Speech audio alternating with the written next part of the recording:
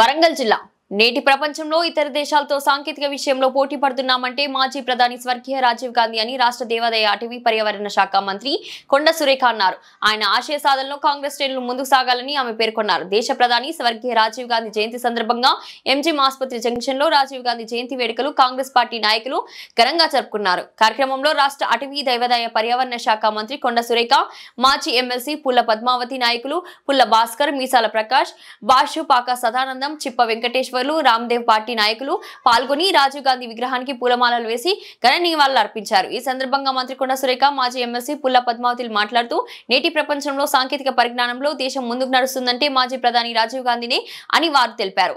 ఆయన ఆశయ సాధనలో అందరూ ముందుకు సాగాలని పేర్కొన్నారు. పేద ప్రజల పక్షాన కాంగ్రెస్ చిత్తశుద్ధితో పనిచేస్తుందని తెలిపారు.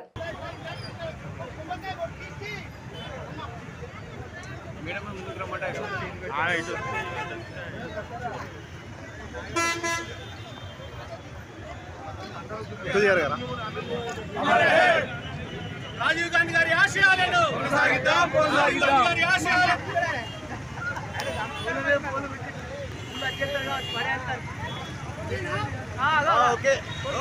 మాజీ ప్రధానమంత్రి స్వర్గీయ రాజీవ్ గాంధీ గారి పుట్టినరోజు సందర్భంగా మరి ఎంజిఎం సర్కిల్లో ఉన్నటువంటి వారి విగ్రహానికి పూలమాల ఆవిష్కరించి మరి వారిని గుర్తు చేసుకోవడం జరిగింది. మరి రాజీవ్ గాంధీ గారు తన తల్లి మరణించిన తర్వాత మరి అనుకోకుండా ఆయన రాజకీయాల్లోకి రావడం జరిగింది. పైలట్గా ఉన్నటువంటి అతను మరి ఇందిరాగాంధీ గారి మర్డర్ అయిన వెంటనే ఆయనను ప్రధానమంత్రిగా మరి ప్రమాణ స్వీకారం చేసిన తర్వాత మరి ఆయన ఒక మంచి ప్రధానిగా గుర్తింపు తెచ్చుకోవడం జరిగింది. మనకు టెక్నాలజీ వ్యవస్థను తీసుకొచ్చి, ఇంటర్నెట్ వ్యవస్థను తీసుకొచ్చి, కంప్యూటర్ వ్యవస్థను తీసుకొచ్చి మన ఇండియాను ముందంజలో పెట్టినటువంటి వ్యక్తి రాజీవ్ గాంధీ గారు. ఈరోజు ఆయన పుట్టినరోజును సద్భావన దివస్గా దేశమంతటా కూడా జరుపుకుంటారు. మరి ఆయన ఎన్నో రిఫార్మ్స్ తీసుకురావడము, తల్లిబాటలో తను కూడా నడుస్తూ మరి నిరుపేదల సంక్షేమమే ధ్యేయంగా వారు పరిపాలన అందించారు.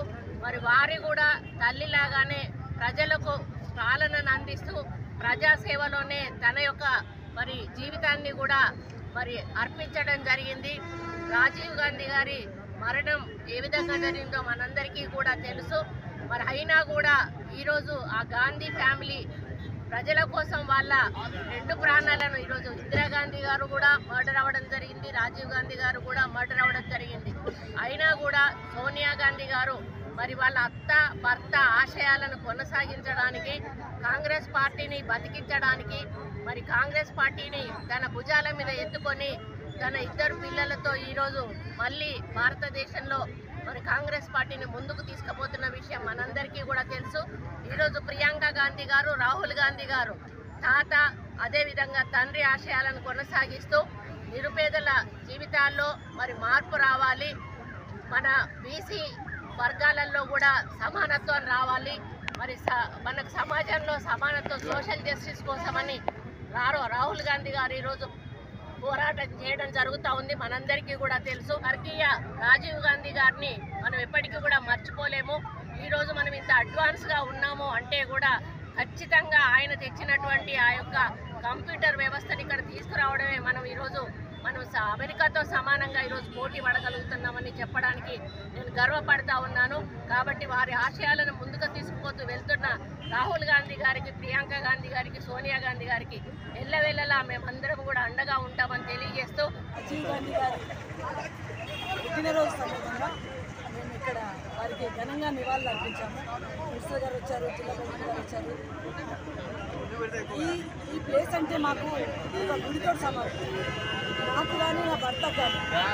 ఎందుకంటే మేము ఇది మా సొంత డబ్బులతో రాజీవ్ గాంధీ గారిని స్టాచ్యూలో నిలబెట్టి, సోనియా గాంధీ గారు భర్త చనిపోయిన దుఃఖంలో ఉండి 1 సంవత్సరం 2 సంవత్సరాలు ఆమె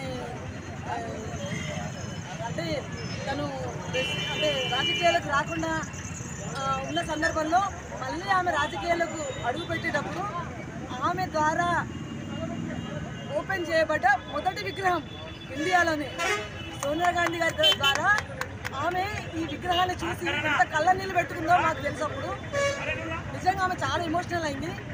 అయినా భర్త అత్త చనిపోయినా కూడా ఆమె భయపడకుండా వాళ్ళ కుటుంబము దేశానికి చేస్తున్న సేవను ఈ రాష్ట్ర ప్రజలే కాదు యావత్ దేశం గుర్తుంచుకొని రాహుల్ గాంధీ గారిని తప్పకుండా ప్రైమ్ మినిస్టర్గా మేము చూస్తాము. అప్పటి వరకు మేము కంకణం కట్టుకొని మేము రాహుల్ గాంధీ గారిని పీఎం చేసే వరకు మేము గతంలో ఎంత కష్టపడమో ఇంతకంటే ఎక్కువ కష్టపడతామనేది మీ ద్వారా మేము తెలియజేసుకుంటున్నాం.